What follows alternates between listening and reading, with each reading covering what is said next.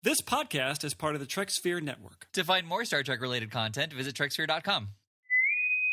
Hey, Jonathan. Hey, Paul. You ever have an Xbox? You ever played an Xbox? Yes. Or a PlayStation, perhaps? Okay, yeah. Okay. Just wondering. Right. Okay.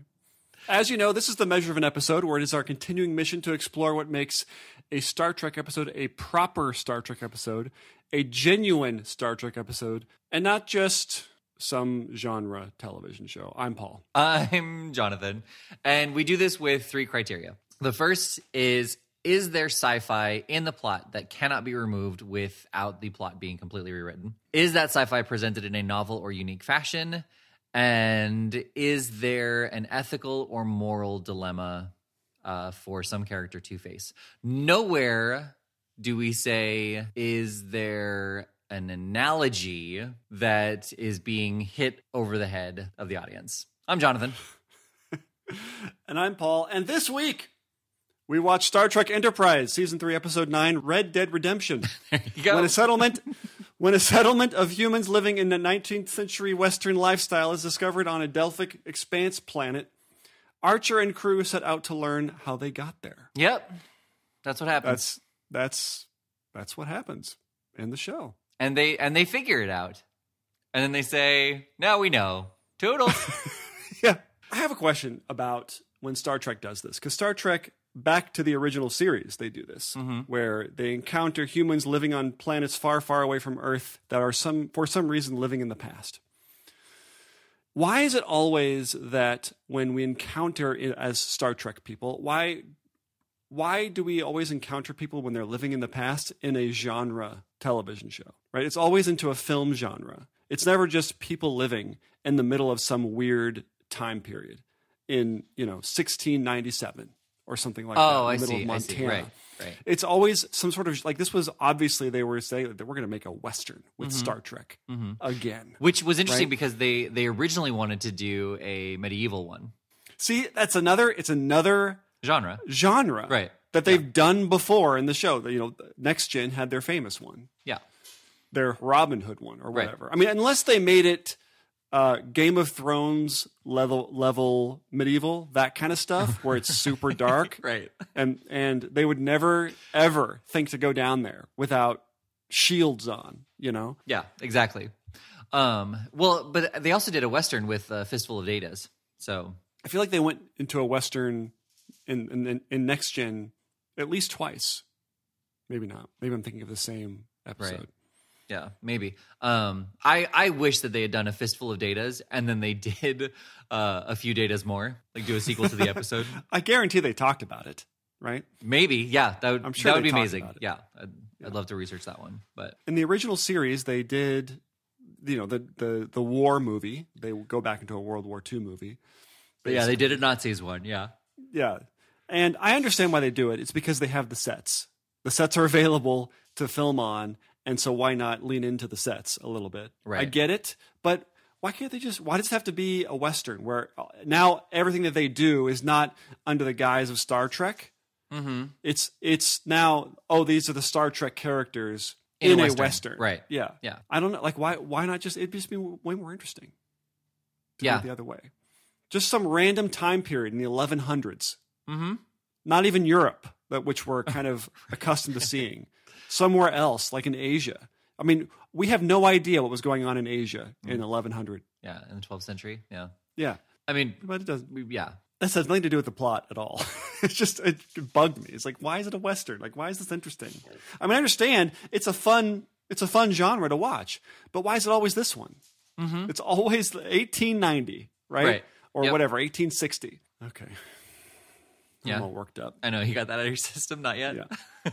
So the conceit is they come down to this planet, and we start off on the planet, and they're like hanging what seemed... I actually didn't notice he was an alien until it was later reported that he was an alien. The person that they hang at the beginning, I couldn't tell. No, not at all. It was way too dark. I mean, maybe they said something about him being a skag, but...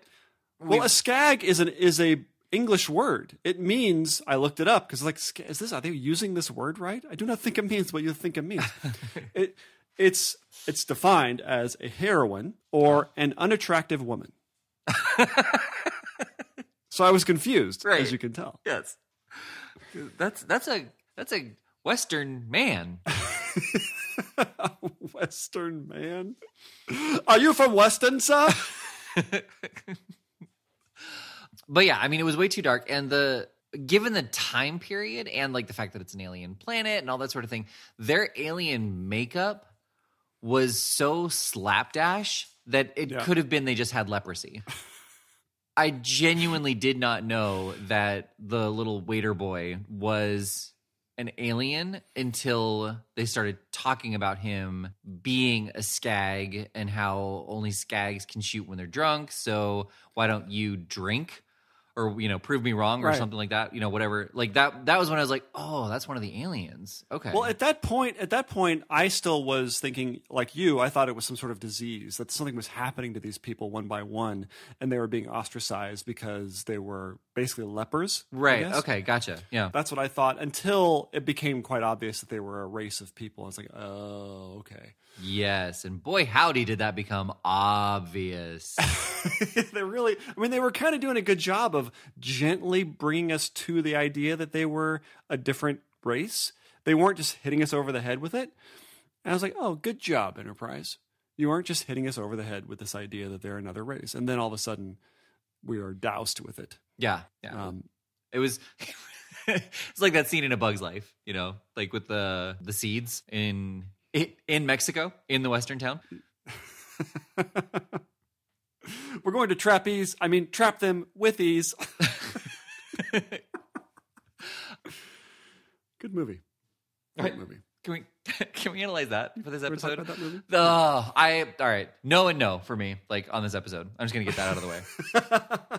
Well, they didn't do anything. Yeah. There's like nothing. They were in the town. There was like one or two shots where the captain communicates with the people on the Enterprise, and they're in their suits and stuff, but they're like in this tiny room. It's like, what scene is the least what set is the least expensive to dress today? That one? Okay, we're shooting that scene here. Right. So I read an interview with Alexander Siddig a long time ago, but they were talking about how like season 5 or season 6 of DS9, and he was talking about how like in the first and second season they would get their scripts and you know they'd look through and they'd be like, I'm only in 7 scenes, and just be so mad that like they were not going to be on set and like they didn't really have a whole lot of time to do any acting scenes or anything like that. And then by season 5 and season 6 they'd look through and they're like, oh man, I'm in 3 scenes this episode. And so because like they at that point they were so used to the characters, they were so used to the plot lines and the scripts and all that sort of thing that like they didn't want to be in the episodes, basically. Like, it was just a job at that point. And so, they're like, oh, all right, well, I got to be on set for these 3 episodes. Or, yeah, these 3 scenes. So in this episode, like, because it's season 3, like, it's still kind of right on the cusp of, like, they probably were still enjoying it, but maybe some of them were getting tired of it. So, like, the fact that this episode was essentially the Jonathan Archer show, like, I wonder how many of the actors were like, yes, getting paid for the episode and I don't have to work. Well, and they have to be all gross and dirtied up and stuff. Right. I mean, I guess the other one, like, he was the most in it. I mean, he looked the most legitimate and authentic in terms of being a Western character. Like, he really bought into it. I mean, he was, aside from Skip and T'Pol, like he was the only one who was dressed up. And, and they were only dressed up for the first 2 acts, maybe, like the first third of the episode. Right. He was all like sweaty and greasy and yeah. He had the cool duster. I mean, he looked legit. Right. Oh yeah. But I'm with you. Not a genuine Star Trek episode. I mean, it's genuine in the sense that it's been done over and over and over and over again in Star Trek. Yes, but we specifically say, is it done in a unique or novel way? Right. No. But so we eventually learned that the Scars Guardians, whatever they're called, I like it. I don't know. It just felt there wasn't a B plot. It wasn't even like Archer and the lady are kind of friends, and they start to be a little bit more than friends, Yeah, nope. Not a little bit? No. Yeah. No, didn't even happen. And it was interesting that historically that it wasn't the Scars Guardians who were always in slavery, or I guess objectified or subjectified, whatever you want to call it. Yeah, that it was the other way around. Yeah, that was interesting. Yeah. I liked that part. Mm-hmm. But they didn't really talk about that. And okay, so just let's talk about the idea that apparently the Skarsgårdians kidnapped a bunch of humans from the 1860s and brought them to this planet to do hard labor, slave labor. Yeah. Right? Kind of along the lines of the plot to Stargate. Oh, really? A little bit. So yeah, when the Stargatians, whatever, when the humans go through the Stargate and they encounter other humans, the idea or the premise is that Ra, who is a real alien in Stargate, stole humans to mine his special mineral from this planet. And that's what they've been doing for thousands. I didn't realize that those were actually humans. Okay. Yeah. And they evolved their own language, but he kind of kept them in technological obscurity. They didn't let them progress because they didn't allow them to write stuff down. Okay. See, interesting. Yeah. Isn't that interesting? Mm-hmm. That's Bonnie way. But anyway, in this show, the idea is that, so I guess it's 200, 300 years ago that this happened in the timeline of the show. Yeah. And the idea that... Thanks for clarifying that. Yeah. I don't know. I think they say that in the episode. The idea is that they did not progress at all as a culture. And I understand that there would be a little bit of stagnation because there's just a lack of humans, a lack of diversity to promote progress. But there would be some. There would be a little... I mean, they said that there were like 6,000 people on the planet in between a bunch of different towns. Mm-hmm. And there'd be some people who liked to read, and there'd be some people who liked to tinker and maybe invent some things along the way. They clearly had access to all the things that you would have access to on planet Earth in terms of minerals and food and all these different things. It wasn't as though they were just on a desert planet with nothing, right? They had the ability. So the idea that they would just be locked in this 1860s culture, I felt could have been interesting in terms of, okay, if you put these people on a planet from, I guess, the West, the United States West in 1860, where would they go? How would they progress? Mm-hmm. And all they kind of turned them into was just bigots, right? All of them. So, and I guess the idea is that they turned into bigots for good reason because they were being enslaved by these people. But why not have them go kind of into another direction? Granted, it's not thousands of years, right? It's just a couple hundred years, but they would have gone somewhere. Something would have happened. They would have had different style guns. Something outside of what we would expect from a Western to have. Mm-hmm. Yeah, no, that's a good point. That would have been a fun thought experiment in the writer's room. Like, how would you progress a Western culture without any outside influence? Like, it's just an insular Western society 200 years later. What would that look like? What would it look like? Yeah. Somebody would have a different kind of gun. They would have a scope on it or something, some sort of interesting thing. Or it could have been a little bit more, I guess, character-wise. They would all be different. Maybe they have a little bit different way that they speak, because that would happen over the course of 200 or 300 years. There would be some element of, as you said, being insular. Well, except for the skag culture as well. Like, despite the fact that they're being oppressed, there would be some food. Food. There would be some humans who would see something that they were doing and say, "Oh, that's interesting," and absorb it into their own culture and habits. Yeah, I mean, they had the whiskey. He pours them Skarsgårdian whiskey. Yeah.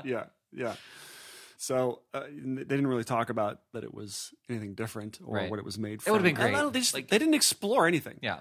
Like, what if it had come out like syrup? That would have been great. Or just air somehow. Like it was air. Like you had to fill it with like some kind of compressed air, but it condensed into some sort of liquid. Right. Something outside of the realm of just us accidentally clicking onto it and saying, "Oh, this is a Western," until you saw Archer. "Oh, I didn't know that Scott Bakula was in a Western. This is interesting." Right. Wait a minute. But they didn't do. I don't know. It was well done because they nailed the genre. Yeah, and the Western atmosphere was really well done. It did not look like a set almost at all. No, I mean it was photographed really well. Even there were a lot of shots where it felt like they were kind of they were channeling the old Western kind of movies, I guess. But that's the problem, is that they were so preoccupied with, can we make a Western with our Star Trek crew, that it just wasn't a Star Trek show. Well, and even there, the answer is kind of no, because they didn't do it with the Star Trek crew. They did it with Archer. Right. No, you're totally right. And there wasn't a B plot of anything else. Yeah. They weren't trying to defeat anybody or whatever. And it was weird because they said, look, we can't take you with us. So you're just going to have to be down here. It's like, well, can we have some water? Right. Get 2 rations a day. Yeah. It was like, yeah, there was no providing of this stupid provisions. And like there wasn't any exchange of technology. Like, here, you can use this to call for other ships. Yeah, they gave him an iPad to teach people with, and that was it. Right. Yeah. Well, and I mean, clearly at the end, they updated their history as well to show them, like, this is how we got flight. Now we have the evil Captain Archer who abandons his own people. Right. He is the devil. This would have been a good episode to follow up on and to kind of see, like, you know, now knowing what history was, like, would they have advanced even farther? Yeah, it's interesting because what if they forgot about them? Like he logged it away, and they just forgot, right? And they come back to them in Picard. I mean, that's like another 200 years later. Yeah, right. Why is this episode called North Star? By the way, it's not called Red Dead Redemption. Just for the everybody, it's actually called North Star. Right. Why? Is that a throwback to something that I don't know? No, I mean, you know, it's the star that you use for guidance and navigation. Does that work? I can't make that work either. No, right. I mean, it's kind of like the last episode too. Like, I don't think that the episode should have been called Latent Image. Like, it should have been called something like Feedback or something like that. Nice. But yeah, kind of the same thing here. Like, I don't know why this is called North Star. It must be some sort of Western throwback that neither of us have any knowledge of. Right? Maybe. And we could, if we wanted to, Google it. But you know what we're not going to do? Google it. Well, I did, though. You know, I did the research on. There was nothing in there about the name of the episode, like why it was called this, what the intention was for the name. Yeah. Maybe that's the name of his new puppy. Archer's new puppy. There you go. Or Brandon's, you know, or Rick's. Like, they got a puppy called Polaris. Oh, okay. But that's the same one. Polaris is the North Star, right? It is. Oh, okay. Yeah, good job. Paul. What? We have nothing to talk about. Is this our shortest episode ever? I don't know.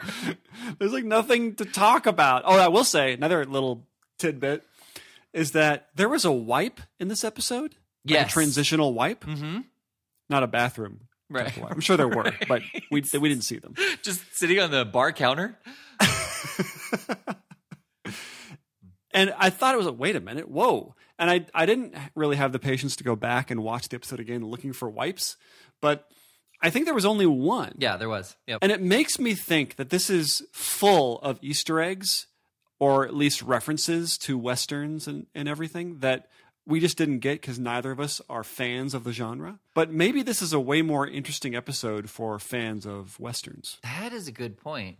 There were some, like some of the characters' names were specifically referencing other movies and shows. I didn't get them. Yeah, true. no, I didn't either. And again, I only know that because of the research. But you're probably right. This episode was more of a love letter to Westerns than we are aware of. Is this the time and place for love letters to Westerns? Especially considering that other Star Trek shows had done them already, kind of. Right. I guess this one was less tongue-in-cheek with as Fistful of Datas was. Exactly. Yeah. This was supposed to be more of a Tombstone episode. Yep. Yeah. Nothing. I know. Dead air. Right. I mean, yeah, like the bad guy was a traditional bigot. The damsel in distress was a school teacher. That's very classic. I do know that the sheriff is Landry's dad from Friday Night Lights. Oh, nice. Okay. Yeah, a little bit of trivia for everybody out there. Right? What are we at now? 20 minutes? Are we over? 22 minutes. Okay. Well, and that's if you start right away. And the Delphic Expanse, why is that necessary? Why do we need to know that? Right. Yeah, that had nothing to do with anything. I mean, unless the Delphic Expanse is part of something else, which I don't know and I don't think it is. Well, he does invoke the Xindi. He says, we got to go take care of this Xindi problem. Right. And then we'll come back for you, which is a long time from now. I mean, it's at least a year and a half, yeah. They also didn't go into, I guess it's sort of understood that there aren't hundreds of ships out there right now from the Federation. Right. And that's why they can't just call somebody to come pick them up. Yeah. That they have to wait for another ship, I guess. That's the idea. They don't even talk about that. They just imply it. Right. Well, I mean, the impression that I got, and this is why he was saying it was going to be a while, is he's got to go take care of the Xindi. He's got to go back to Earth, explain where this planet is, and then they have to build a starship to accommodate 6,000 people. Or make a bunch of trips. It's not clear how far away they are in terms of time. Yeah. Because this ship can only go warp 6. I think so, Is yeah. that Yeah. I think the that's, idea? yep. At this point, yeah. Wouldn't this have been a much better episode if we abandoned for a moment? Maybe the cold open is we'll bask in the Western genre for the cold open. But then we're going to go back into Star Trek after that. And it's more about getting them home because the planet's going to blow up or something. And I know that's not necessarily novel in terms of Star Trek. We've seen that a lot in Next Gen where they have to... They have to save the planet, yeah. But find a way to make this interesting in terms of a science fiction dilemma. Well, yeah, I mean, the easiest one that I can think of just right off the top of my head is because the people don't have warp, even though they're humans, like you can't spring it on them. So you would have to be abducting the population. And this episode could have been really great from one of the residents' perspectives, seeing these strangers in town, meeting all of the people, you know, and like meeting them at their homes for dinner or something, and then the people are gone the next day. Yeah, that could be cool. I like that. So they're not telling people that they're bringing them. They're just taking them one by one. Yeah. Or they're telling the people at the dinner, you know, but obviously this person doesn't know that because they haven't had dinner with them yet. Right. And they're giving people the choice to stay or go. Right. I mean, here's the thing that I never get, or that's hard for me to wrap my brain around, is that, okay, so people who were living in 1860 didn't know any better. They didn't know about Netflix or running water or plumbing. They didn't know about any of that, so they weren't longing for it. They weren't like, oh, I'm miserable without a toilet. Mm-hmm. They just did what they did. And so if you were to ask them, just any person living in a similar type of town that they encounter, are you miserable? And you're just getting by once every day, right?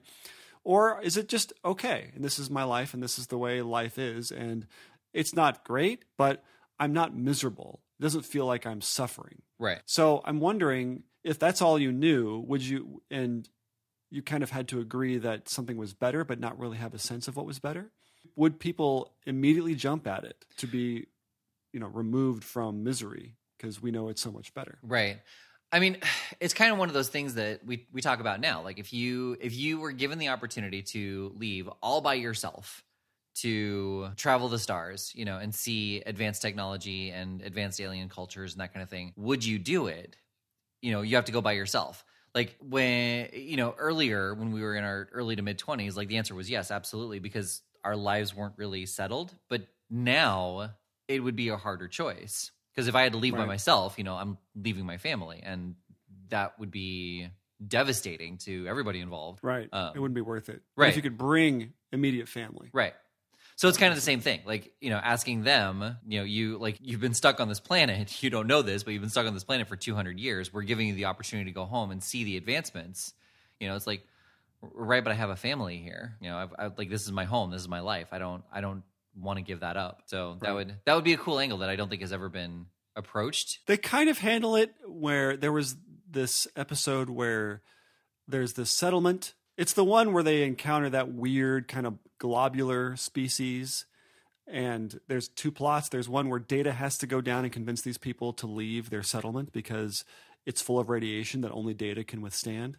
And the Enterprise's job is to stall the people who are going to blow up the settlement. And it's Data's job to convince them to leave before this happens. And that's kind of they kind of handle that in Next Gen. Right. It's a little different because it's just your generic sci-fi settlement from Next Gen, you know, with the weird stairs. One of the things that I realized about Enterprise, and this is probably why it floundered for as long as it did, is the premise is interesting, but the execution is really difficult. Like, the idea of watching the Prime Directive become a thing, you know, watching Starfleet become a thing, you know, like that's that sounds really fun, like learning about the Prime Directive and learning about alien cultures and the United Federation of Planets and all that kind of thing. Like, but when you actually start executing it, like it's the same thing every time, you know, like Yes. Yeah. And so I mean, with that being said, I think so far Enterprise has done a really good job of keeping the episodes interesting and exciting. They just kind of missed the ball on this one. And I just don't. I'm not interested in going back in origin stories for Starfleet. Right. It's just not interesting. I mean, yes, maybe as a first act to something, or as an episode to some sort of futuristic, in the future Star Trek show. Mm-hmm.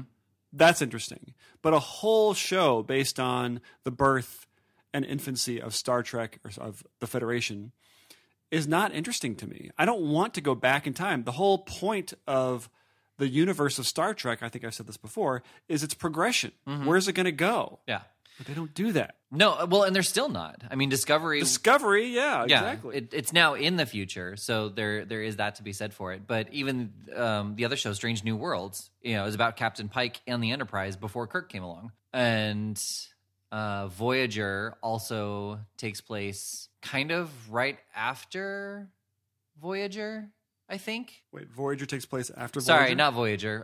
What's the show? The new animated Picard? show. No. Lower Decks? No, the other one. Lower Decks? Prodigy. There we go. Yeah. Prodigy takes place right after Voyager, I think. But it takes place in the Delta Quadrant. So, you know, again, it's Star Trek, but they can kind of run wild because it's not going to impact anything in the Star Trek universe. See, they're so worried about impacting or compatibility with the Star Trek universe, yet they're not doing anything with it. Right. If you don't either you care about it and want to progress it in a way where everything has fidelity to everything else, mm-hmm. or you just don't care about it. Right. Like they can't have not both. Yeah. That makes sense. Well, and then there's Picard, which, you know, was just his story. It's not even his story, to be quite honest. Okay. It's well, I mean, yeah, it's not even it. You need to watch it. All right. So I'm done. Yeah. I'm done. Right. Okay. Well, should we see what we're so watching I mean, next? well, yeah. So I do just want to say one more thing. I would say no, just because I'm not a Western person. I think that if you liked Westerns, this would probably be a good episode, just because it is played far more serious. It's not played tongue in cheek. It's not like, oh, look, we're doing a Western. Also, the end, the final shootout, like that was 5 minutes of shootout. I know, it was so boring. Yeah. Just so. Again, are you telling me that a civilization that is 300 years ahead of the civilization that they're fighting, that they wouldn't just be immediately like done? Right. You know what I mean? I did like the scene where Commander Reed was facing off with the guy who had T'Pol, and he was like, "I'll shoot her." And so then just Reed shot her. He shoots her. It does make me long for a kind of a dark edge to Commander Reed. Right. You know, mm-hmm. like he's kind of a unsympathetic security officer that does that kind of stuff all the time for the sake of the crew. Like he has absolutely no, he doesn't care about people's feelings, you know? Right. He cares about their safety. Yeah. Yeah. He doesn't care if you don't like it. If it keeps you safe, that's what matters. Yeah. That would be great. Or that maybe you'll lose a couple fingers, but you're safe. Right. You're alive. Yeah. You're alive. Right. I love that. It kind of makes me wish that was his thing. It's not his thing. Right. He seems to be kind of along the same lines of everybody else. Yeah. But that would be cool. Yeah. Right. That'd be cool. All right. That's it. I'm tapped out. I got nothing else. Okay. All right. Let's see what we're watching next. Sounds good. All right. So we're watching a Star Trek episode. This time it is The Next Generation. And it's season 3, episode 16, The Offspring. Mm-hmm. To which the blurb on Netflix says, hoping to further his creator's work and perpetuate his species, Data creates an android named Lol. Lol. Lol. Lol. A very famous Data episode. Yep. Yeah. Like, no point in predicting or trying to discuss what this episode is. We know. I know.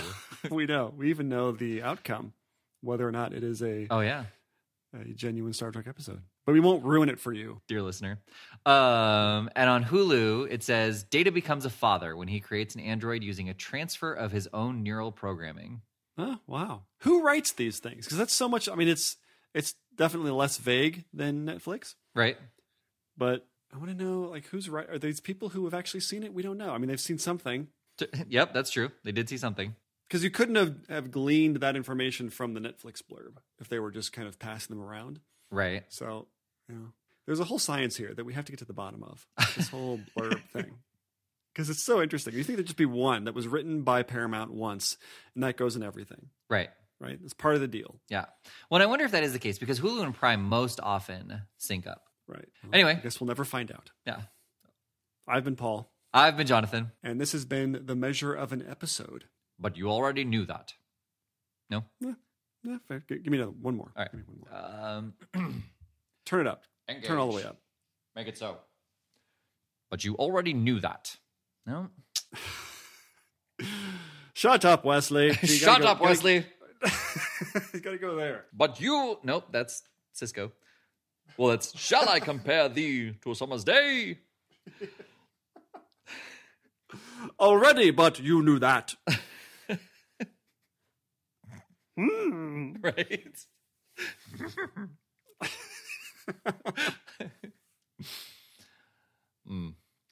But you already knew that. Oh, that's good. That's very good.